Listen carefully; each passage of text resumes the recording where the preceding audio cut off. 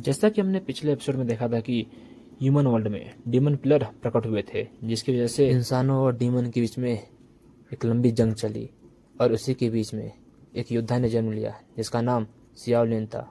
और सियाओलिन के पास सिस्टम देखने की एक काबिलियत थी, जिसकी वजह से वो डीमन पिलर के लास्ट मंजिल तक पहुंच गया था।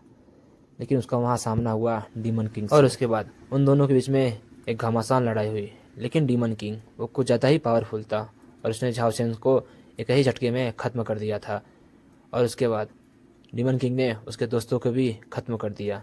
और उसके बाद एपिसोड 2 में हम देखते हैं कि ये बात सभी जगह फैल जाती है और न्यूज़ में भी इसके बारे में बताया जाता है कि दुखद समाचार है कि झाओ चेन और उसके दोस्त मारे गए और एक घटना डीमन पिलर के लास्ट मंजिल पे घटी। लेकिन हम जीत से बस एक कदम दूर थे। इससे ये पता चलता है कि अभी भी उम्मीद बाकी है। हमने डीमन के खिलाफ अनंत लड़ाइयाँ लड़ी और हमें उम्मीद है कि हम एक दिन ज़रूर डीमन के खिलाफ अपनी जंग को जीत लेंगे।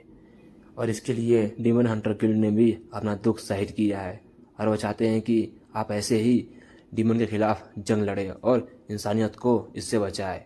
और सब सुनने के बाद सभी जनता काफ़ी दुखी होती है और काफ़ी गुस्से में होती है और कहती है क्या डीमन हंटर गिल्ड को ये भी नहीं पता कि आखिर किस योद्धा की लड़ाई आखिरी उस लड़ाई के लिए उसे क्या कीमत चुकानी पड़ सकती है। और डीमन हंटर गिल्ड चाहता है कि हम अपनी जान को ऐसे ही और हमारे सुरक्षा का क्या वो कौन देखेगा। और उसके बाद हम देखते हैं कि भीड़ में से दो लोग चल के आ रहे होते हैं और उसमें से एक लड़की बोलती है कि किनफेन क्या सचमुच शहर के बीचों बीच एसरेन का गेट है। और ये सुनने के बाद किनफेन कहता है हाँ, ह्यूमन वर्ल्ड और डीमन वर्ल्ड को जोड़ने के लिए यहाँ पे एक एसरेन का गेट है और ये शहर भर में फैले हुए हैं।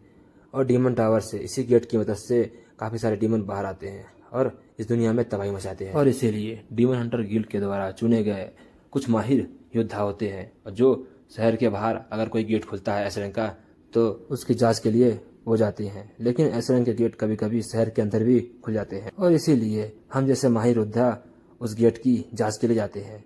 और हम देखते हैं कि किनफेन उस लड़के को लेके एक एसरेन के गेट की तरफ चला जाता है।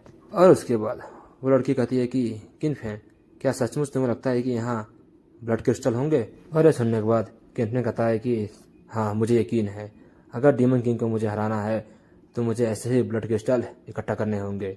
और हमें बताया जाता है कि ब्लड क्रिस्टल आखिर वो है क्या चीज़।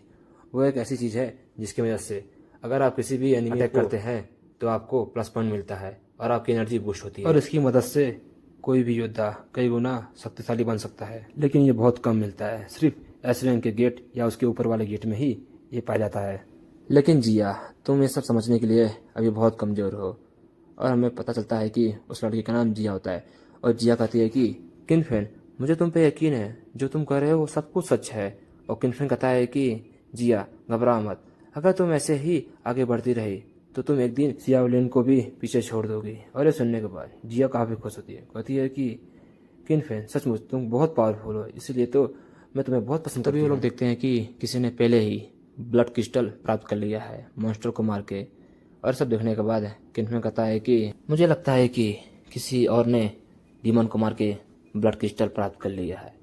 और हम देखते हैं कि ये कोई और नहीं डीमन किंग होता है। और डीमन किंग कहता है कि मुझे पता था तुम जैसे लोग ऐसे जादुई पत्थरों के लिए यहाँ पे ज़रूर आओगे, ताकि इन पत्थरों का इस्तेमाल डीमन किंग को मारने के लिए करोगे। इसीलिए मैंने तुम लोग का काम आसान कर दिया, मैंने ये क्रिस्टल पहले ही प्राप्त कर लिया है। और ये सब देखने के बाद किनफेन कहता है कि चलो अच्छे बच्चे की तरह एक क्रिस्टल मुझे दे दो। और ये सुनने के बाद डीमन किंग कहता है कि तुम तो मुझे जानते भी नहीं और मेरी चीज़ को अपना बता रहे हो। और ये सुनने के बाद किनफेन गुस्सा होते कहता है कि तुम्हें क्या लगता है मैं चोरी कर रहा हूँ? बिल्कुल नहीं, इंसानियत को बचाने के लिए ये मुझे लेना ही होगा। और तुमने तो मेरे बारे में सुना होगा ना, मेरा नाम किनफेन है। और वैसे भी ऐसी शक्तिशाली चीज़ तुम लोग के हाथ में नहीं होना चाहिए, इसे मेरे हाथ में होना चाहिए। चलो अभी मुझे दे दो। और ये सुनने के बाद डीमन किंग कहता है कि अच्छा तुम्हें ये चाहिए तो ले लो। और हम देखते हैं कि डीमन किंग ब्लड क्रिस्टल किनफेन पे अटैक कर देता है। और ये देखने के बाद किनफेन वो काफ़ी शौक होता है और उस अटैक से बचने के लिए किनफेन एक पावरफुल शील्ड बना लेता है और सोचता है कि ये अटैक तो सचमुच बहुत खतरनाक है, क्या ये सचमुच इंसान भी है कि नहीं। तभी किनफेन सामने देखता है और वो काफ़ी शौक होता है। तभी हम देखते हैं कि डीमन किंग को। उसके हाथ में जिया होती है और डीमन किंग जिया का गला पकड़ते हुए कहता है कि अच्छा, तो तुम वही किंग फैन हो ना जो अब अगला शाओलिन बनने वाला है। अगर तुम अपना कोर डिस्ट्रॉय कर देते हो तो मैं तुमसे वादा करता हूँ कि मैं तुम्हें और तुम्हारे दोस्त को यहाँ से जाने दूंगा और मैं अपने वादे से कभी पीछे नहीं हटता। और ये सुनने के बाद किंग फैन कहता है कि जिया मुझे माफ़ करना, तुम्हारे बलिदान को याद किया जाएगा इंसानियत के लिए। और उसके बाद किंग फैन डीमन किंग पे अटैक कर देता है, लेकिन हम देखते हैं कि डीमन किंग उसके अटैक से आसानी से बच जाता है। और डीमन किंग कहता है कि तुमने बिना सोचे समझे मुझ पे हमला कर दिया, तुम्हारे दोस्त का क्या? तुमने उसके बारे में एक पल के लिए भी नहीं सोचा? सचमुच मुझे इंसानियत को समझने के लिए अभी काफ़ी वक्त लगेगा। मैं उनके बारे में अभी बहुत कुछ नहीं जानता। और ये सुनने के बाद किंग फैन कहता है कि तुम हो इसके दोषी। तुम्हें क्या लगता है मैं जिया को मारना चाहता हूँ? बिल्कुल नहीं, लेकिन तुम जैसे डीमन को मारने के लिए मुझे उसकी कुर्बानी देनी ही होगी। वैसे भी एक योद्धा हमेशा अकेले ही रहता है। और ये सुनने के बाद डीमन किंग कहता है कि शायद मुझे नहीं पता कि इंसानियत किस तरह से रहती है, शायद इस तरह से भी इंसान जीते हैं। और ये सब देखने के बाद जिया काफ़ी दुखी होती है और कहती है कि किंग फैन तुमने मुझे धोखा दिया। आखिर तुम ऐसा कैसे कर सकते हो? इतने साल से मैं तुम्हारे साथ वफादारी से तुम्हारी दोस्त रही और तुमने मुझे मरने के लिए ऐसे ही छोड़ दिया। और जिया मन में सोचती है कि शायद इंसानियत को बचाने के लिए ये करना ज़रूरी है। और वो कहती है कि किंग फैन मेरी परवाह मत करो, ब्लड क्रिस्टल को लेके यहाँ से चले जाओ। और ये सुनने के बाद किंग फैन कहता है कि नहीं, असली योद्धा जंग को छोड़ के कभी नहीं भागता और अपने आखिरी सांस तक लड़ता है वो। और हम देखते हैं कि ये सब सुनने के बाद डीमन किंग हंसने लगता, कहता है कि तो तुमने अपना फैसला बना ही लिया है, तो आओ, मैं भी पीछे नहीं हटूंगा। और उसके बाद डीमन किंग एक पावरफुल अटैक करता है और हम देखते हैं कि किंग फैन उसके चारों तरफ की जमीन टूट जाती है और वो नीचे गिरने लगता है। कहता है क्या मैं मरने वाला हूँ? नहीं, मैं नहीं मर सकता, मैं ऐसे नहीं मर सकता। और वो कहता है कि डीमन किंग प्लीज़ मुझे मत मारो, मुझे जाने दो।